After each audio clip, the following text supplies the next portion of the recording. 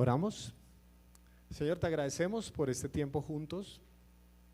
Gracias por que en casa o estando aquí presentes somos iglesia y podemos recordar este evento que hizo la diferencia en la historia de la humanidad, tu nacimiento. Señor, tú te encarnaste, te hiciste uno de nosotros y te agradezco por eso. Te agradezco porque hoy lo podemos recordar y gracias porque del pesebre de la Navidad siguen surgiendo regalos para toda nuestra vida y hoy queremos recibir de lo que tú tienes para nosotros y te damos gracias por este tiempo. Disponemos nuestro corazón para recibir de tu palabra en el nombre de Jesús, amén. ¿Podemos tomar asiento, por favor?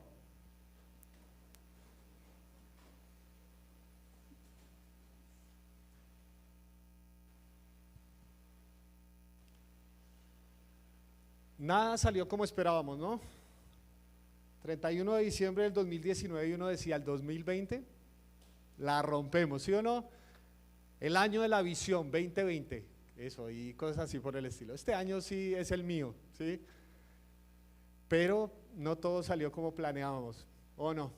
¿Alguien se imaginaba, alguien oró dentro de su vida, Señor, quisiera una pandemia como la mitad de año? No, nuestro año yo siento que ha sido enero, febrero, marzo, pandemia, diciembre, ¿sí? Como que esto ha sido tan raro y tan extraño. Les quiero contar algo de lo que yo siento que perdí, así como en intimidad, en familia y todo un poquito.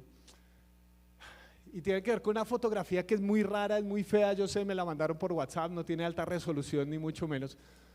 31 de diciembre del 2019 yo dije, el 2020 la rompo. Yo había estudiado una maestría, la maestría más larga de la historia porque me había tocado tener como pausas y llevaba como 6 años, mejor dicho, casi me echan de la universidad para que me gradúe. Había logrado mandar esa tesis, Dios mío, esa tesis, qué cosa tan tenaz. Y me la habían aceptado a principios de este año. Me fue bien, no había dicho muchas herejías, me aceptaron la maestría, Magister en Ministerio. Yo dije, la hice, la rompí. Y vea, póngame atención a mi plan. Entonces yo había escrito un libro que se llama Hemos pecado, la iglesia tiene que arrepentirse, el cual será publicado algún día de la vida. Y yo dije, bueno, entonces, ponga atención a mi plan. Lo imprimimos en marzo porque en junio me habían invitado a un campamento de jóvenes en Medellín de una de las iglesias más grandes que había. Es un campamento de más o menos 1000 jóvenes. Yo dije, este año es el mío, muchachos, este año es el mío.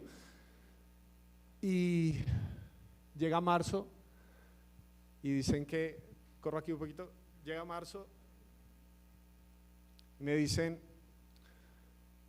que vamos a encerrarnos. Y yo me tenía fe.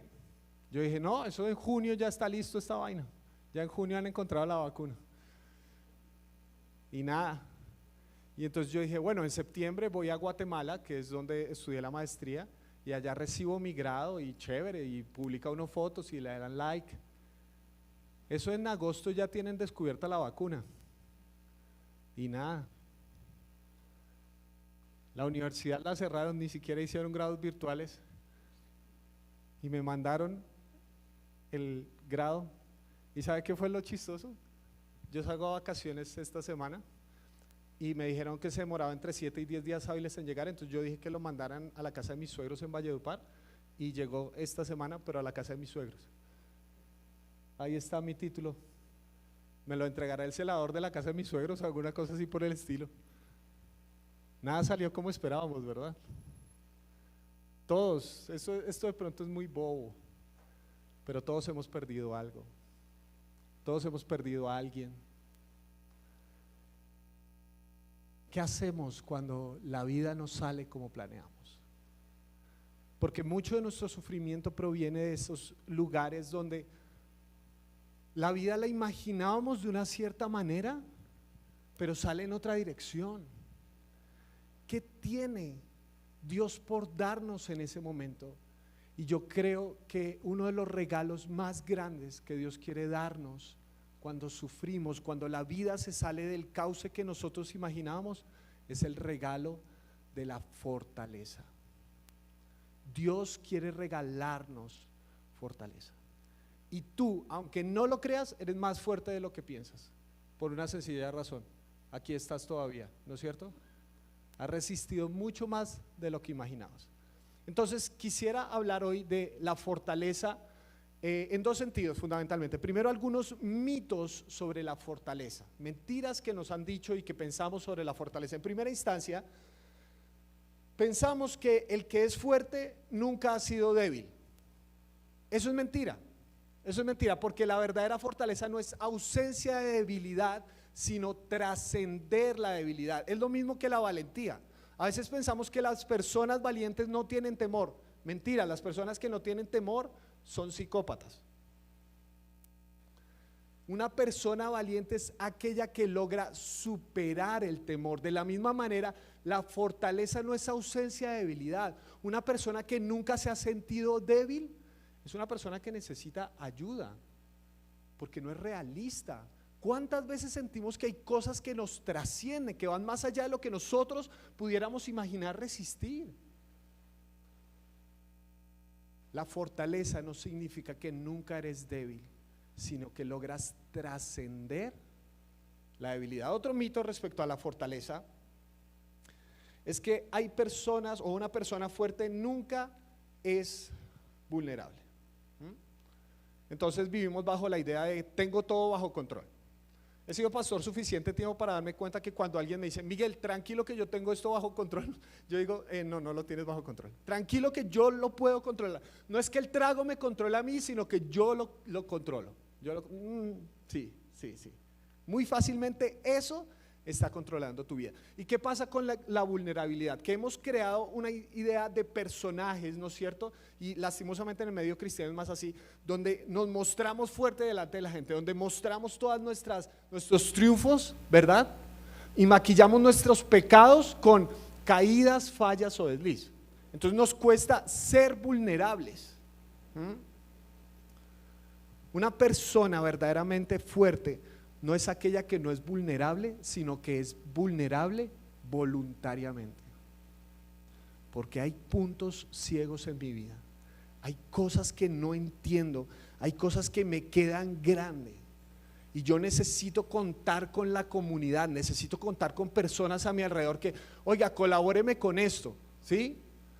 Yo amo a mi hijo con todo mi corazón, mi hijo me cae muy bien y yo creo que le caigo bien al hombre y nos vamos muy bien y todo eso, pero hay momentos donde el hombre como que se revela y yo digo, tranquilo, va a ser adolescente algún día, va a ser adolescente algún día, y en ese momento en que sea adolescente yo voy a necesitar de la comunidad que me apoye. ¿Para qué? Porque la gente dice, no, Miguel, a ti te va a ir bien con Benjamín, porque como has trabajado con jóvenes tanto tiempo, seguro te va a ir chévere. Noticia, de estos manes yo soy el pastor, de ese man soy el papá.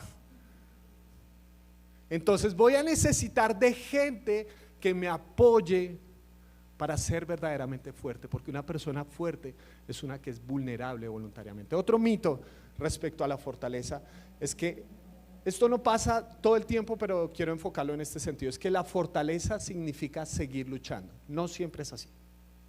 No siempre es así. Me explico con lo que estoy diciendo. Hace un tiempo me invitaron a San Andrés, cuando se podía viajar, me invitaron a dar una conferencia a San Andrés. De verdad no estuve descansando, solo tuve un momento donde pude ir a la playa y en ese momento estaba como el salvavidas por ahí cerca. Uno tiene la idea de Baywatch, los más jóvenes no saben qué es eso, ¿no? Pero uno tiene la idea como de esas personas de cuerpos esculturales que cuando alguien se está hundiendo salen así, cámara lenta, el pelo así y, no, era un tipo común y corriente con una truza inmunda y bueno, entonces yo me acerqué al hombre y entonces le pregunté, mano, me gusta conocer como las historias de diferentes cosas, no tienen nada que ver, pero de pronto me ayudan para alguna prédica alguna vez en la vida. Entonces, mano, yo quería saber cómo rescatan ustedes a las personas que se están hundiendo, que se están ahogando en el mar. Entonces él me dice, depende. Y yo, ¿depende de qué? De si están cerca o si están más mar adentro. Entonces yo le puse bien dramático, no, están mar adentro, se volaron las boyas y se están. Entonces me dice, listo. Entonces lo que hacemos ahí es que tomamos un bote y vamos. Ya me empecé a decepcionar porque uno se imaginaba que nadaban 25 kilómetros y traían a la persona, ¿no? En un bote. Y yo, no, pues gracias. Y entonces llegamos en el bote y entonces ahí saltan y se sumergen y sacan a la persona y dicen, no, llegamos y supervisamos. ¿Supervisamos? Sí, supervisamos a la persona, le decimos que se calme, pero estamos ahí al lado. ¿Y yo qué? Sí, y esperamos a que la persona ya no tenga fuerzas y no pueda nadar más. Y yo dije, pero qué tipos tan sádicos, ¿cómo así? Entonces la persona empieza a hundirse y dice, sí, ahí sí nos botamos y la salvamos. Y yo, oiga, pero eso es como, ¿sí? Y dice, lo que pasa es lo siguiente, que si esa persona está luchando con todas sus fuerzas y yo me boto, esa persona no se va a dar cuenta que yo la voy a salvar y me va a hundir con ella. Necesita llegar hasta el límite de sus fuerzas para darse cuenta que necesita ser rescatada.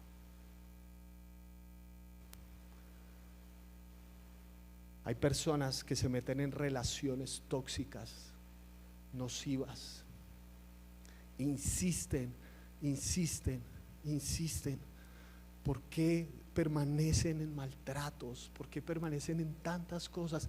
Mujeres hermosas con una profundidad de vida verdadera, hombres extraordinarios que están atados a relaciones nocivas y piensan que se trata de seguir y seguir y seguir, cuando lo que tienen que hacer a veces es dar un paso al lado, porque tienen tanto miedo, se sienten tan asustados de no saber cómo va a ser la vida, que prefieren, y eso es un dicho muy colombiano, malo conocido que bueno por conocer.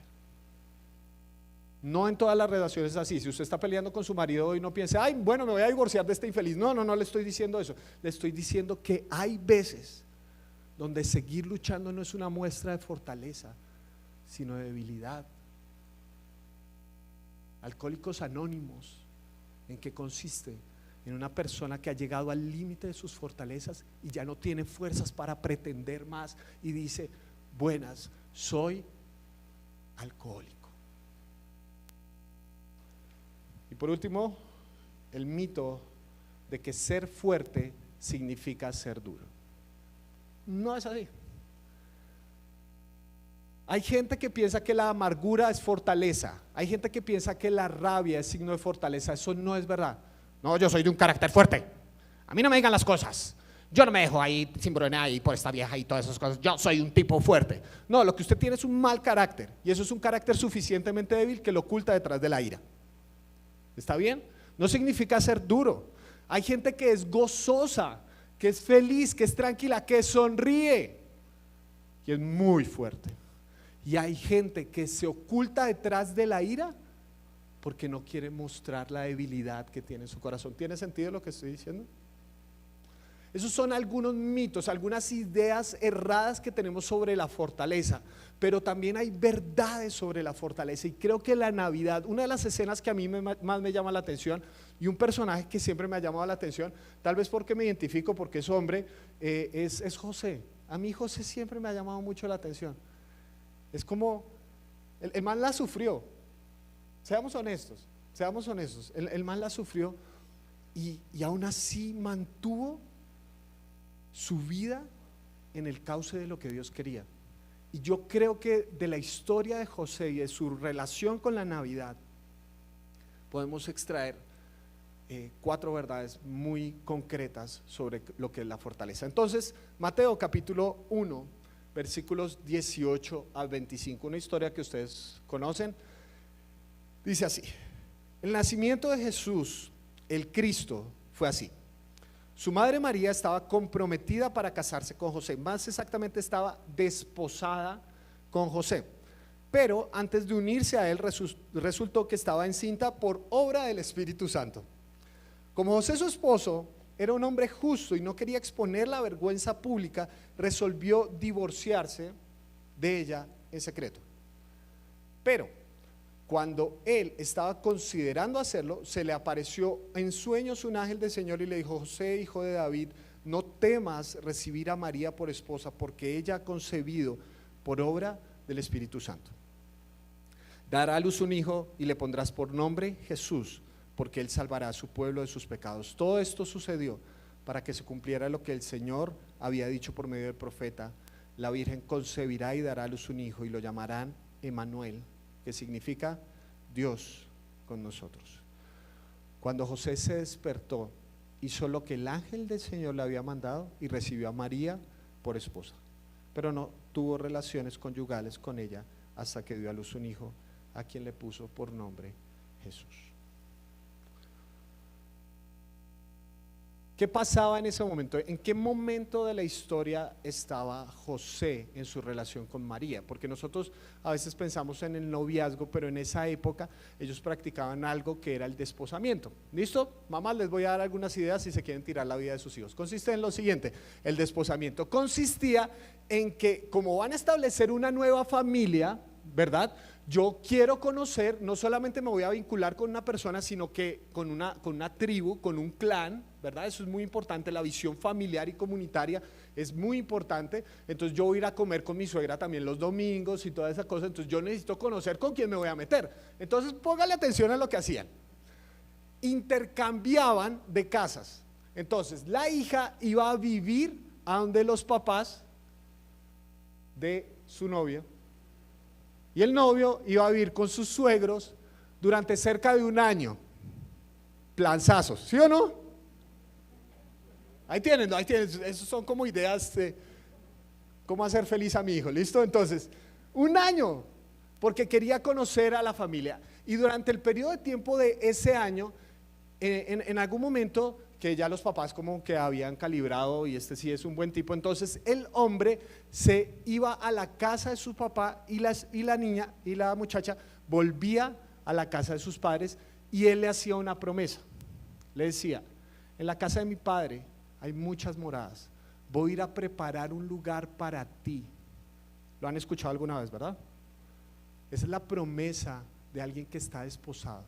Entonces, siguiente lado. Entonces, ¿cómo eran las casas en ese momento? Bueno, esta es una fotografía que nos muestra, si se dan cuenta, que tiene como varias entradas.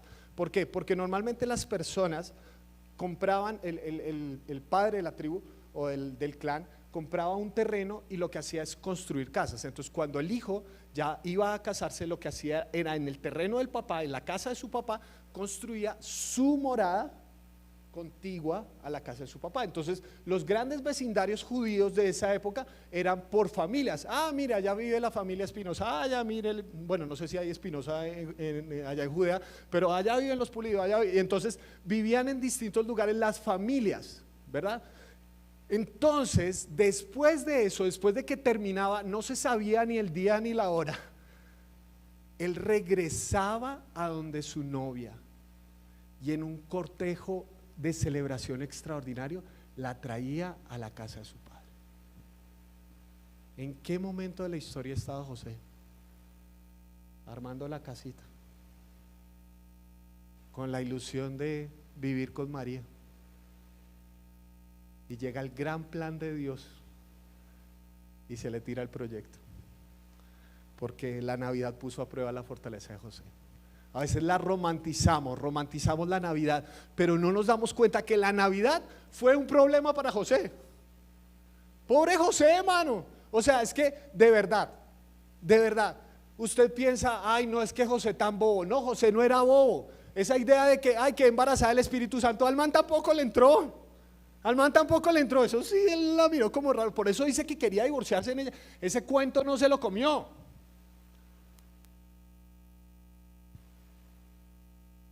Y entonces, ¿este era parte del plan de Dios?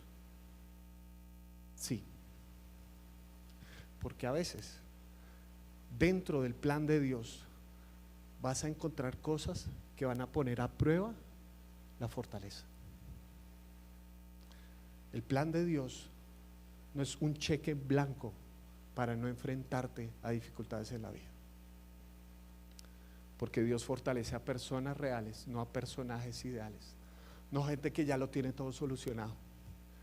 Gente que a veces quiere tirar la toalla. Gente que me dice: Miguel, qué nota ser pastor. Quisiera que tuvieras mi trabajo un año. No es tan fácil. Gente que dice: no, es que claro, para ustedes debe ser todo. No. Somos personas reales que a veces, dentro de este plan de Dios, que amo hacer lo que hago, por supuesto que sí, pero a veces uno es puesto a prueba. Y entonces aquí nos encontramos con personas reales que a veces quieren tirar la toalla, y nos encontramos 4 verdades sobre la fortaleza. Primera, es que la fortaleza es el arte de ser flexible. Han escuchado el concepto de resiliencia, ¿verdad? Que hoy en día se está hablando bastante en términos psicológicos y todo eso, pero eso proviene desde la ingeniería, ¿m? Y es la idea de la adaptación. Los elementos se adaptan, por eso puse esa pelota de tenis, porque lo extraen desde un concepto, creo que es en latín, resalire, que es la idea de volver a saltar. Entonces, ¿qué hace una pelota de tenis? Cuando tú la lanzas, se comprime y vuelve y salta con más fuerza, ¿verdad? Es el arte de adaptarte. Una persona fuerte es aquella que, bueno, tocó esto, bueno, le hacemos, ¿sí? Que es capaz de romper ciertas estructuras sin vender su ética ni su integridad en el proceso, que es capaz de romper ciertos paradigmas, ¿no es cierto? José tenía la idea, bueno, no, yo me voy, la dejo en silencio, no voy armando un escándalo en las redes sociales, me voy. Y Dios le dijo, no, porque este es parte de mi plan. Y una persona fuerte es aquella que logra ser flexible. Lo puse de esta manera: una persona fuerte no es aquella que no ha pensado en abandonar, sino que ha decidido permanecer. Necesitamos fomentar algo de madurez en nuestro corazón. Necesitamos fomentar una clase de vida que se rinda a Dios por compromisos, no por emociones.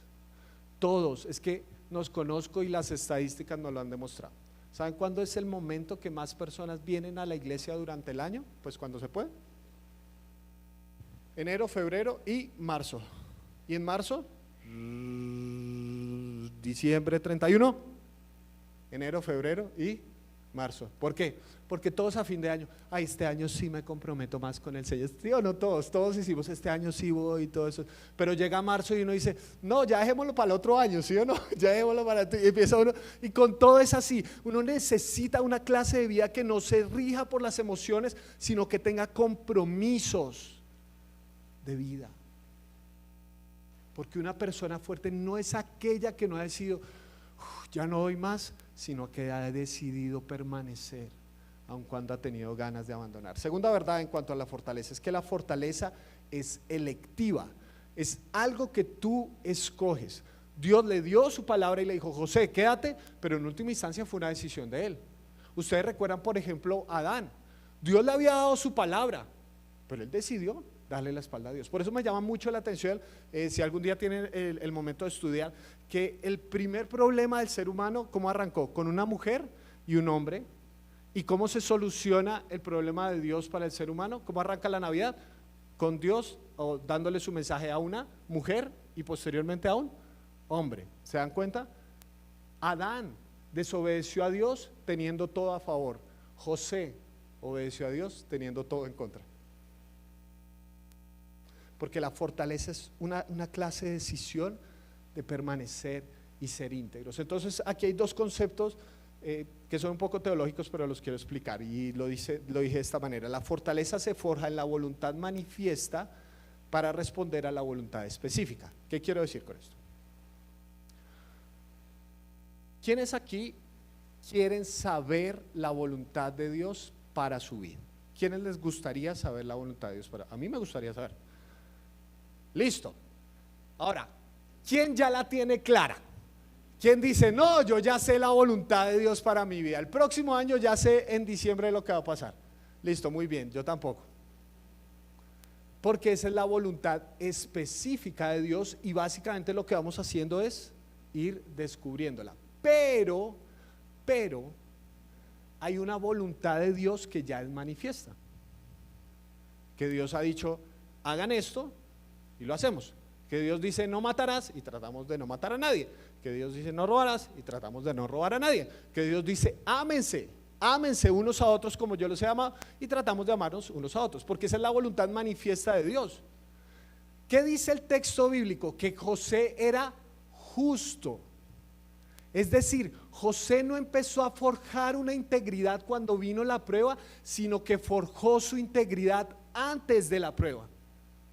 Es como Daniel. ¿Se acuerdan de Daniel? Él oraba 3 veces al día. Y les dijeron, vamos a mandar a la gente al foso de los leones. ¿Y qué hizo Daniel? Seguir orando 3 veces al día, porque el carácter se forja antes de la prueba y no solo en medio de la prueba. ¿Y cómo se forja el carácter? Obedeciendo a Dios. Cuando obedeces, estás cumpliendo con la voluntad manifiesta de Dios. Señor, ¿será que tú quieres que yo me meta con este hermoso hombre casado? No. Voluntad manifiesta de Dios. Lo que pasa es que nosotros queremos adivinar la voluntad específica de Dios sin obedecer la manifiesta. ¿Tiene sentido? Empezamos, José era justo. Y José en su vida decidió honrar a Dios. Y el ángel vino y le dijo, José, específicamente quiero que tú le pongas por nombre Jesús. Quiero que tú seas el papá de este muchacho. Tercer lugar, la fortaleza asimila la preposición correcta. ¿Qué quiero decir con esto? Me llama mucho la atención que en ese texto dice que esto le pasó a José. Esto pasó para que se cumpliera la escritura, que va a venir uno que es el Salvador y que va a tener un nombre, Emmanuel, Dios con nosotros. Para mí ese es el término de mayor fortaleza en la vida. Porque cuando sufrimos, la pregunta que se dispara en nuestra mente es ¿por qué? ¿Por qué? ¿Sí o no? ¿Por qué esta enfermedad? ¿Por qué esta relación terminó así? ¿Por qué este negocio no funcionó? Si incluso yo había hecho las cosas bien, ¿por qué? A veces no tenemos respuesta a ese por qué. No las tenemos. Entonces los cristianos hemos establecido otro cliché que decimos, no le preguntes a Dios por qué, sino para qué. ¿En serio? Le puede decir uno, es una mamá que acaba de perder a su hijo, no le preguntes a Dios la razón, sino el propósito. ¿Qué propósito puede tener Dios con que una mujer pierda a su hijo, por ejemplo? Yo me he dado cuenta que hay preguntas que no tienen respuesta. Y el sufrimiento a veces nos trata de llevar a responder esas preguntas que no tienen respuesta. Pero el Evangelio me muestra que hay una pregunta que debemos aprender a hacer. No es por qué, no es para qué, sino con quién. ¿Con quién puedo contar para atravesar este dolor? Y la respuesta es Emmanuel, Dios con nosotros. Ustedes oran el Salmo 23. El Salmo 23 dice, el Señor es mi pastor, nada me faltará. Pero sí o no que a veces sentimos que hay cosas que nos faltan. Seamos honestos, no hablemos solamente de recursos económicos, a veces hablemos de recursos emocionales, recursos de carácter, recursos de cómo poder criar a este hijo, cómo poder llevar bien esta relación, qué puedo hacer. A veces sentimos que hay cosas que nos faltan. Una vez escuché a alguien que enseñó esto y dijo, si algo te falta, el Señor no es tu pastor. Y yo me sentí tan miserable, porque yo dije, no, parce, paila. O sea, a mí hay muchas cosas que siento que me faltan, de verdad, y me faltan. Yo también me preocupo cuando se descuadra el agua y me llega más caro. ¿Cómo hago? ¿Cómo hago? Hay cosas que me faltan, pero es que el texto en el original no dice, el Señor es mi pastor, nada me faltará, sino que la palabra para nada es la negación, es no. Una mejor traducción es, el Señor es mi pastor, no me faltará. No se refiere a recursos, se refiere a Él, a su presencia. Aunque ande en valle de sombra de muerte, no temeré. ¿Por qué? ¿Porque tengo una explicación al valle de sombra de muerte? ¿Porque tengo un propósito para el valle de sombra de muerte? ¿Por qué no teme? Porque tú estás conmigo. Una persona fuerte no es aquella que no se rinde, sino que se rinde en la dirección correcta, que se rinde hacia los brazos del Señor. No que claudica ante las circunstancias, sino que se entrega a los brazos del Señor. Y por último, La fortaleza es un acto de confianza. Nosotros tenemos la idea de que ellos creían en los milagros porque eran muy tontos y no eran tan prodigiosos en la mente como nosotros. Pero nos hemos dado cuenta que para José la Navidad también era un problema. Y entonces nosotros pensamos que si tenemos la explicación de las cosas, vamos a cumplir la voluntad de Dios. Pero no es así. José nunca supo y todavía no sabemos cómo fue eso del embarazo virginal. Todavía no lo sé. No tengo ni idea. José no se sentó y le dijo al ángel, bueno, pero explíqueme cómo es esa vuelta de que embarazada por el Espíritu Santo. No, el man no sabía. Y todavía no sabemos. No tenemos ni idea cómo fue. Pero es que este es el punto. José no necesitó explicación, necesitó una palabra. Porque lo que te sostiene en la vida o lo que te destruye en la vida son palabras. ¿Sí o no? Vean, una de las cosas con las que más me ha tocado lidiar con los muchachos hoy en día tiene que ver con la ansiedad. ¿Qué es la ansiedad? La ansiedad es una palabra en la mente. Todo va a salir mal. Este mundo es inseguro. Nada va a salir bien. ¿Qué es eso? Palabras, palabras, palabras en las que tú confías. La soledad. ¿Qué es la soledad? No tienes a nadie, no se puede confiar en absolutamente ningún ser humano. Todos los hombres son iguales, todas las mujeres son unas desgraciadas. Ahí está. Palabras, palabras, palabras. En las relaciones, eres un fracasado, eres un bueno para nada. ¿Qué es eso? Palabras. Todos tomamos decisiones en nuestra vida de fortaleza o debilidad de acuerdo a las palabras que nosotros creemos. Por eso lo que José necesitó no fue una explicación de cómo era el nacimiento virginal, sino una palabra. No temas, no temas, porque esto que está pasando es la voluntad de Dios. Y tranquilo que vamos a salir al otro lado, no te preocupes. Palabras. Por eso es tan importante leer este texto. Por eso es tan importante, porque en esta Biblia encontramos que la palabra de Dios. Porque lo que tú necesitas es arraigar en tu corazón palabras, palabras. No solo circunstancias buenas, sino palabras de vida. Vi una película que se la recomiendo, ya que estamos en cuarentena, que es la película El Vendedor de Sueños. Una película extraordinaria, brasilera. Los brasileños están haciendo cosas chéveres. Aparte de ganar en el fútbol, están haciendo cosas chéveres. Y esta película es extraordinaria porque cuenta la historia de un hombre, el de la izquierda, que básicamente es una especie de mendigo. Tranquilos que no va a spoiler porque tiene un montón de cosas extraordinarias. Y el de acá es un psicólogo, si no estoy mal, es un psicólogo renombrado. Y resulta que al man le hacen una nota en el periódico que básicamente destruye su carrera. Destruye su carrera. Es como el equivalente que dijeran, atención, el pastor Miguel Pulido se le encontraron 6 familias extra. No, se acabó esto, sí, se acabó esto. Se le acabó la carrera profesional a este hombre.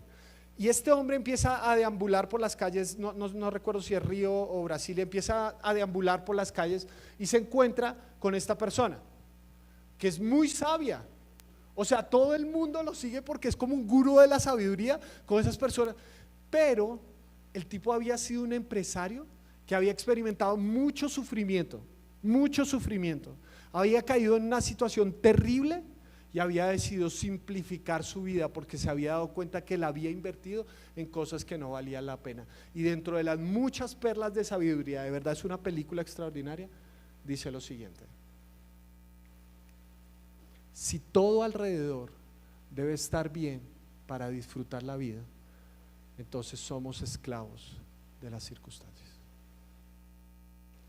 Si todo a nuestro alrededor tiene que estar bien para disfrutar de la vida, somos esclavos de las circunstancias. Porque si tú crees que las personas fuertes son aquellas que tienen las circunstancias perfectas, no la entendiste. Jesús le contó la historia de un hombre que construyó una casa. 2 hombres que construyeron una casa. Uno la construyó sobre la arena y otro lo construyó sobre la roca. ¿Y qué dice Jesús? Que vinieron lluvias, crecieron los ríos, soplaron los vientos y la casa que fue construida en la arena cayó.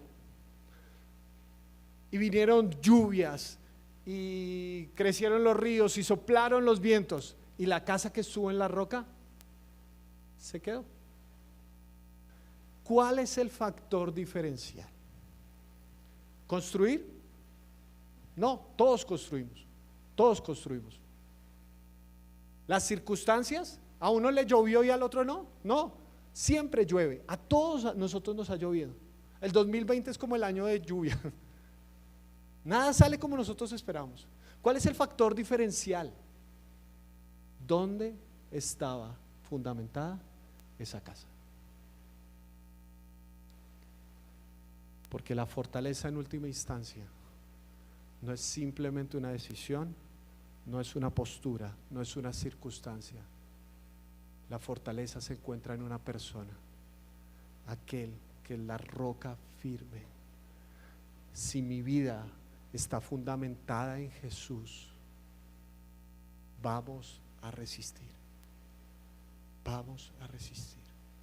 José fue un sobreviviente de la Navidad y nos enseña que si fundamentamos nuestra vida en aquel que nació en un pesebre, murió en una cruz y fue levantado de los muertos, si fundamentamos nuestra vida en él, vamos a resistir. Oramos para terminar. Señor, te doy gracias porque uno de los regalos de la Navidad es la fortaleza. Empiezo por reconocer, y creo que eso es un acto de suma fortaleza, que todos aquí de una u otra manera tenemos debilidades, tenemos cosas donde sentimos que la vida nos queda grande. Ayúdanos a rendirnos en la dirección correcta, no a rendirnos ante las circunstancias, sino rendirnos a ti. Señor, si alguno de nosotros aquí, yo el primero, en esta conversación que hemos tenido, nos hemos dado cuenta que hay cosas de tu voluntad manifiesta que no están bien, ayúdanos a solucionar eso, para tener fortaleza para asumir la voluntad específica tuya. Ayúdanos a entender qué partes de nuestra vida tenemos de pronto obediencias postergadas, que hemos dicho Señor después, y de pronto esta circunstancia nos ha llevado a decir pilas, ponle atención a esto. Señor, gracias por la historia de José, un hombre como cualquiera de nosotros que de verdad tenía dudas, tenía preguntas, tenía inquietudes, pero vino tu palabra: no temas, porque tú eres parte de mi plan. Señor, esa es una palabra para cada uno de nosotros aquí. Somos parte de tu historia, somos parte de tu plan, y no queremos temer, sino queremos asumir la vida con la fortaleza que proviene de cimentar nuestra vida en ti. Ayúdanos para vivir según tu voluntad. Oramos en el nombre de Jesús. Amén.